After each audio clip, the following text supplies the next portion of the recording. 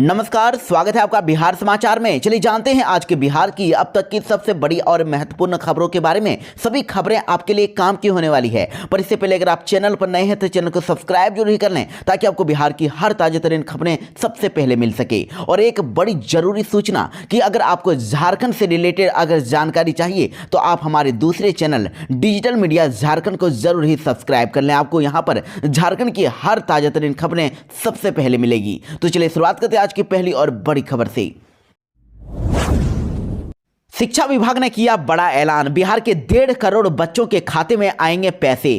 बिहार के सरकारी विद्यालय में पढ़ने वाले 1.5 करोड़ से ज्यादा छात्र छात्राओं को विभिन्न कल्याणकारी योजनाओं की पैसे इसी महीने मिलने वाला है और सभी छात्र छात्राओं को उनके बैंक अकाउंट में ही छात्रवृत्ति, पोशाक, साइकिल और मुख्यमंत्री किशोरी स्वास्थ्य कार्यक्रम की राशि भेजी जाएगी। इसको लेकर शिक्षा विभाग ने सभी जिला शिक्षा पदाधिकारियों को आवश्यक दिशा निर्देश जारी कर दिया है और इसी महीने के दूसरे सप्ताह तक छात्र छात्राओं को खाते में ही पैसा भेज दिया जाएगा।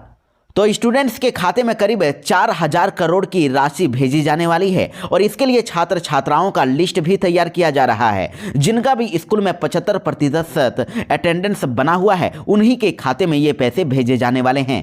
और इसी महीने मुख्यमंत्री कन्या उत्थान योजना के तहत ग्रेजुएशन पास करने वाली छात्राओं के अकाउंट में भी 50-50 हजार रुपए की राशि आने वाली है। वहीं आपको यह भी बता दें कि मुख्यमंत्री बालक बालिका साइकिल योजना यानी कि केवल 9वीं क्लास के लिए हर लाभुक को 3-3 हजार रुपए की राशि उनके बैंक अकाउंट में भेजा जाएगा। बिहार में स्मार्ट मीटर का रिचार्ज नहीं करने वाले हो जाएं सावधान, बिजली विभाग करने वाली है बड़ी कार्रवाई। बिहार में अगर आपके घर में भी स्मार्ट मीटर लगा हुआ है तो स्मार्ट मीटर रिचार्ज नहीं करने वाले उपभोक्ताओं की अब जांच शुरू कर दी गई है। जो भी स्मार्ट मीटर रिचार्ज नहीं कर रहे हैं उनकी अब जांच की जा रही है। विभाग करीब 40,000 ऐसे उपभोक्ताओं को चिन्हित भी कर चुका है और जिनके यहाँ पर स्मार्ट मीटर तो लगा हुआ है लेकिन वह कई महीनों से रिचार्ज ही नहीं कर रहे हैं। और मीटर रिचार्ज नहीं करने वाले उपभोक्ताओं के खिलाफ कई महीनों से ही अभियान चलाया जा रहा है। बिना रिचार्ज बिजली जलाने वालों पर अब कार्रवाई की जा रही है। पकड़े गए लोगों से सरकारी नियमों और कानूनी प्रावधान के अनुसार 4 गुना तक जुर्माना वसूला जा रहा है। इसके साथ ही आपको यह भी बता दें कि अगर आपका स्मार्ट मीटर का अगर बकाया 10,000 से अधिक हो गया है तो भी अब आपकी बिजली काट दी जाने वाली है। आपका बिजली कनेक्शन काटा जाएगा क्योंकि आपने बिल नहीं दिया है। इसलिए जल्द से जल्द अपने बिल का भुगतान कर दें और साथ ही ऑनलाइन से भी आप इसका रिचार्ज कर सकते हैं। बीपीएससी 17वीं पीटी का री एग्जाम पूरी तरह से शांतिपूर्वक संपन्न हो गया है और अभ्यर्थियों ने अब कह दिया है कि परीक्षा रद्द करने की बिल्कुल जरूरत नहीं है। जी हां, पटना के बापू परीक्षा परिसर पर बीपीएससी की 17वीं पीटी परीक्षा को जो लिया गया था उसका परीक्षा रद्द करके एक बार फिर से पटना के 22 परीक्षा केंद्रों पर री एग्जाम लिया गया। और देखिए अब परीक्षा देखकर निकलते हुए परीक्षार्थियों ने कह दिया है कि 13 दिसंबर को जो परीक्षा में क्वेश्चन पूछा गया था उससे भी आसान क्वेश्चन इस बार परीक्षा में पूछा गया और कई अभ्यर्थी दोबारा से सभी परीक्षा केंद्रों का री एग्जाम कंडक्ट कराने के पक्ष में नहीं दिख रहे हैं। और इस बार एग्जाम देने के बाद छात्र छात्राओं के चेहरों पर अब अलग ही सुकून देखने को मिल रहा है। वह नहीं चाहते हैं कि बीपीएससी का एग्जाम रद्द हो जाए, वह चाहते हैं कि जो सो हो गया सो हो गया, अब इसका बस रिजल्ट आ जाए। वहीं देखिए दूसरी तरफ कई बीपीएससी अभ्यर्थी ऐसे हैं जो परीक्षा को रद्द करना चाहते हैं, रद्द करवाना चाहते हैं और परीक्षा को फिर से कराई जाने की मांग कर रहे हैं। सुप्रीम कोर्ट पहुंचा बीपीएससी परीक्षा में धांधली का मामला, सुप्रीम कोर्ट से परीक्षा को रद्द करने की गई मांग। जी हां, बीपीएससी की 17वीं प्रारंभिक परीक्षा में धांधली का मामला आखिरकार अब सुप्रीम कोर्ट में पहुंच गया है और याचिकाकर्ताओं ने जल्द से जल्द सुनवाई करने की मांग सुप्रीम कोर्ट से कर दी है। बीपीएससी परीक्षा को रद्द करने की मांग को लेकर सुप्रीम कोर्ट में याचिका दायर की गई है और इसमें परीक्षा में बड़े स्तर पर धांधली का आरोप लगाते हुए सुप्रीम कोर्ट के किसी रिटायर्ड जज की निगरानी में जांच कराने की मांग की गई है। और साथ ही पटना में बीपीएससी अभ्यर्थियों पर हुए लाठीचार्ज के मामले में जिले के डीएम और साथ ही एसपी के खिलाफ भी कार्रवाई की मांग की गई है और जानकारी मिल रही है कि अगले सप्ताह इस पर सुनवाई की जा सकती है। वहीं आपको बता दें कि दूसरी ओर इधर पटना में बीपीएससी अभ्यर्थियों का धरना लगातार जारी है। जन स्वराज पार्टी के सूत्रधार प्रशांत किशोर भी अभ्यर्थियों के साथ अनशन पर बैठे हुए हैं। बिहार मौसम विभाग ने बिहार में जारी किया शीतलहर का अलर्ट, कई स्कूल कॉलेज हुए बंद। देश के पहाड़ी इलाकों में हो रही बर्फबारी का असर बिहार में दिख रहा है। मौसम विभाग ने अगले 3 घंटों में ही बिहार के अरवल, औरंगाबाद, बेगूसराय, भोजपुर, बक्सर, गया, जहानाबाद, कैमूर, भभुआ, नालंदा, नवादा, पटना, रोहतास, शेखपुरा में कई जगहों पर घना कोहरा छाई रहने की संभावना जताई है। और कोहरे की वजह से पटना एयरपोर्ट पर 100 मीटर की ही विजिबिलिटी दिख रही है, यानी कि 100 मीटर के बाद आप ज्यादा दूर तक नहीं देख पाएंगे। कोहरे की वजह से कई विमानों को अभी डिले कर दिया गया है, कई विमान कैंसिल कर दी गई है और साथ ही कई ट्रेनें लेट से चल रही है। तो देखिए, आज मौसम विभाग ने जिन जिलों में सबसे ज्यादा ठंड को लेकर अलर्ट जारी किया है, उन जिलों में पश्चिमी चंपारण, पूर्वी चंपारण, सीतामढ़ी, शिवहर, मुजफ्फरपुर, समस्तीपुर, वैशाली, पटना, जहानाबाद, गया, नालंदा, नवादा, शेखपुरा, दरभंगा, मधुबनी, सुपौल, अररिया, किशनगंज जिले में आज सबसे ज्यादा ठंड रहने वाली है। लोगों को ठंड को लेकर सतर्क रहने की सलाह दी गई है। बीपीएससी आंदोलन को लेकर प्रशांत किशोर ने अब राहुल गांधी और तेजस्वी यादव से कर दी बड़ी मांग। कहा कि राहुल और तेजस्वी बीपीएससी अभ्यर्थियों को लीड करें, मैं पीछे रहूंगा। जी हां, बड़ी खबर आ रही है। आमरण अनशन पर बैठे जन सुराज प्रमुख प्रशांत किशोर ने अब गांधी मैदान में स्थित गांधी मूर्ति के नीचे से कांग्रेस नेता राहुल गांधी और आरजेडी नेता तेजस्वी यादव से अपील करते हुए कह दिया है कि वे भी बच्चों की खातिर सड़क पर उतरें। कहा कि मंच पर सबका स्वागत है। प्रशांत किशोर ने कहा कि तेजस्वी यादव हों, राहुल गांधी हों या फिर कोई और नेता, वे बच्चों के भविष्य के लिए हमारे साथ आएं। मैं उनके पीछे बैठकर ही इस आंदोलन का समर्थन करूंगा। अगर युवा तय कर लें कि वे नेता इसका नेतृत्व करेंगे तो मैं पीछे हटने के लिए तैयार हूं। प्रशांत किशोर ने स्पष्ट तौर पर कहा कि यह आंदोलन किसी एक व्यक्ति का नहीं है, बल्कि यह बिहार की खराब व्यवस्था के खिलाफ है। मैं तमाम राजनीतिक पार्टी से ये अपील करता हूं कि वे इसका समर्थन करें। मुख्यमंत्री नीतीश कुमार ने प्रगति यात्रा के दौरान किए बड़े ऐलान। साथ ही गोपालगंज के बाद अब मुजफ्फरपुर को दी 500 करोड़ की सौगात। जी हां, बिहार के मुख्यमंत्री नीतीश कुमार अपने प्रगति यात्रा के दूसरे चरण के तहत मुजफ्फरपुर के दौरे पर थे, जहां उन्होंने जिले वासियों को करोड़ों के विकास परियोजनाओं की सौगात दी। उन्होंने मुजफ्फरपुर वासियों को 500 करोड़ की परियोजनाओं की सौगात दी, जिसके बाद उन्होंने मुसहरी प्रखंड के नरोली के लिए भी बड़ा ऐलान किया। उन्होंने 30 करोड़ की लागत से बने आश्रय स्थल का भी उद्घाटन किया। और आपको बता दें कि इससे पहले मुख्यमंत्री नीतीश कुमार गोपालगंज पहुंचे थे, जहां पर उन्होंने विभिन्न प्रखंडों के विभिन्न विभागों की 138 करोड़ की लागत वाली 72 परियोजनाओं का जिलेवासियों को सौगात दिया था। बीजेपी नेता ने दिया विवादित बयान। कहा कि हम सड़कों को प्रियंका गांधी के गाल जैसा जरूर बना देंगे। जी हां, बीजेपी नेता ने कांग्रेस सांसद प्रियंका गांधी को लेकर विवादित बयान दे दिया है और इसके साथ ही आरजेडी सुप्रीमो लालू प्रसाद यादव को भी झूठा बता दिया। उन्होंने खुले मंच से कह दिया कि लालू ने झूठ बोला था कि हेमा मालिनी के गाल की तरह बिहार की सड़क बनाएंगे।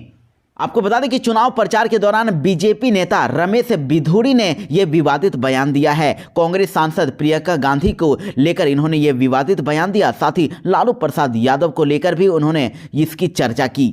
तो बीजेपी नेता के इस विवादित बयान को लेकर अब कांग्रेस हमलावर हो गई है और इसे अब महिलाओं का अपमान बताते हुए घटिया आदमी की मानसिकता करार दे दी है। कांग्रेस का कहना है कि यह घटिया आदमी की मानसिकता है। बीजेपी नेता को अपने इस बयान को लेकर प्रियंका गांधी से माफी मांगनी होगी। भयंकर ठंड को लेकर पटना डीएम ने जारी किया नया आदेश। राजधानी पटना में 8वीं तक के सभी स्कूलों को किया बंद। बिहार में बढ़ते ठंड को देखते हुए राजधानी पटना में 8वीं क्लास तक के सभी स्कूलों को बंद करने का आदेश जारी किया गया है और 8वीं कक्षा के ऊपर के सभी कक्षाएं सुबह 9 बजे से लेकर दोपहर 3:30 बजे तक ही संचालित की जाएगी। उसके बाद कोई भी पठन पाठन का कार्य कहीं भी नहीं होगा। जिला प्रशासन ने आने वाले 11 जनवरी तक 8वीं कक्षा तक के सभी कक्षाएं बंद रखने का आदेश दे दिया है।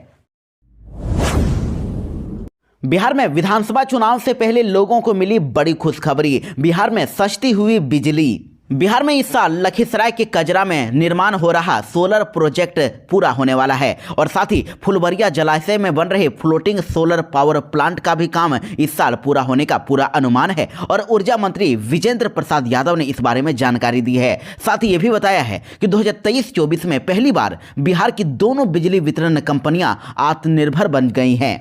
साथ ही अब बिहार में जल जीवन हरियाली योजना के तहत इसी साल लक्ष्य के अनुरूप ही सरकारी भवनों की छतों पर और निजी भवनों की छतों पर भी green connected solar power plant इसी साल लगा दिए जाएंगे। और अभी तक सभी पंचायतों में अब तक 4,60,000 सोलर स्ट्रीट लाइट लगाई भी जा चुकी है और इस साल 11 लाख सोलर स्ट्रीट लाइट लगाने का लक्ष्य रखा गया है। तो अब वितरण कंपनियों के आत्मनिर्भर बनने से अब बिजली उपभोक्ताओं को हर यूनिट पर 15 पैसे के हिसाब से ही सस्ती बिजली मिलेगी, यानी एक यूनिट का आपको 15 पैसे पैसा लगेगा। विधानसभा चुनाव से पहले ही ये बहुत बड़ी खबर निकल के सामने आ रही है। नीतीश सरकार ने बिहार वालों को बड़ा तोहफा देने जा रही है। बिहार में सिपाही भर्ती परीक्षा में भी हुआ बड़ा घोटाला। फिजिकल टेस्ट के लिए 3 से 5 लाख की डील का हुआ खुलासा। 33 अभ्यर्थी गिरफ्तार। पटना में सिपाही बहाली परीक्षा को लेकर 9 दिसंबर से फिजिकल टेस्ट चल रहा है। इसी दौरान 33 अभ्यर्थियों को गिरफ्तार कर लिया गया है। गिरफ्तारी अभ्यर्थियों के अनुसार लगभग 200 से अधिक अभ्यर्थियों ने अपनी जगह स्कॉलर को बैठाकर अपना रिटेन एग्जाम क्लियर कराया था और हर अभ्यर्थी से 1 से 5 लाख तक में डील हुई थी। परीक्षा होने के पहले 50,000 से 1 लाख रुपए तक का एडवांस अमाउंट दिया गया था और बाकी का पैसा रिटेन परीक्षा के बाद देने की बात कही गई थी। वहीं रिटेन और फिजिकल के लिए 3 से 5 लाख का डिमांड दलाल कर रहे थे। वहीं पटना के गर्दनीबाग थाने में पुलिस ने 33 अभ्यर्थियों को गिरफ्तार करके जेल भेज दिया है। इसमें ज्यादातर बायोमेट्रिक अटेंडेंस के दौरान थंब इंप्रेशन मैच नहीं होने के कारण पकड़े गए हैं। वहीं कुछ अभ्यर्थियों को वीडियोग्राफी के दौरान फेस मैच नहीं होने के कारण गिरफ्तार किया गया है। और इस सिपाही भर्ती परीक्षा की अधिक जानकारी आपको बताएं तो देखिए, 27 अप्रैल 2023 को ये वैकेंसी निकाली गई थी। 21,391 पदों पर ये वैकेंसियों के लिए भर्ती होने वाली थी और 20 जुलाई 2023 तक ऑनलाइन आवेदन लिए गए। 37 लाख कैंडिडेट्स ने आवेदन किया। 18 लाख का फॉर्म सेलेक्ट हुआ और 21,000 से 69,100 तक सैलरी देने की इसमें बात कही गई है। अतुल सुभाष की पत्नी को जमानत मिलने पर अब भड़के पिता। कहा कि मां ने बच्चे को एटीएम बना दिया।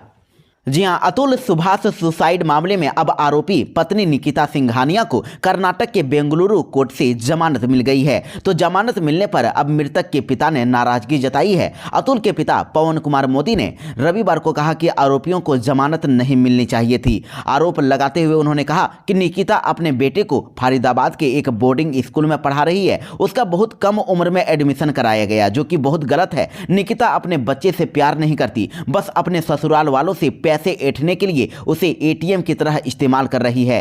उन्होंने कहा कि कानूनी प्रक्रिया के तहत उन्हें जमानत दी गई है, लेकिन उन्हें जमानत नहीं दी जानी चाहिए थी। मैं अपने पोते और उसके बारे में बहुत चिंतित हूं। हमें कर्नाटक पुलिस से हमारे पोते के बारे में जानकारी मिली है कि वह एक बोर्डिंग स्कूल में है, उसका इस्तेमाल किया जा रहा है। बिहार में पहली बार सीएए के तहत मिली नागरिकता। बांग्लादेश से भारत आई थी महिला।